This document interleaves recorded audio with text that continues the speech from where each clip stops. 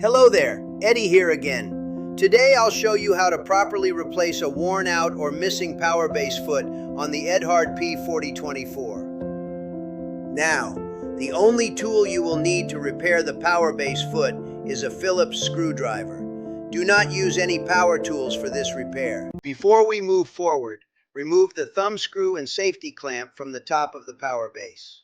With one hand on top of the power base and one on the bottom, carefully flip the power base over. Now with a Phillips head screwdriver, unscrew the foot that needs to be replaced. Discard the foot and screw. Clean any debris from where you will be installing the new foot. To install the new foot, insert the screw into the recessed end of the new foot. It is very important to set the screw correctly. First, turn the screw counterclockwise until you feel a small click or drop as the threads align with the existing ones.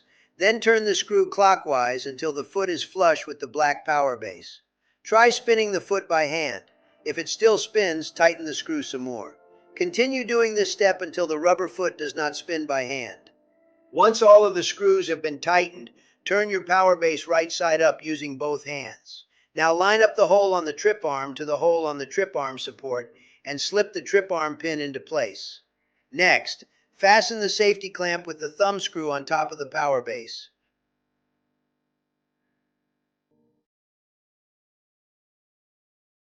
And there you have it. You have successfully replaced a foot on your P-4024 power base. Make sure to click the like button on this video and subscribe to our YouTube channel for other helpful videos. Remember, if you are having trouble with any of our equipment, give us a call during business hours and my experienced team will assist you. See you soon.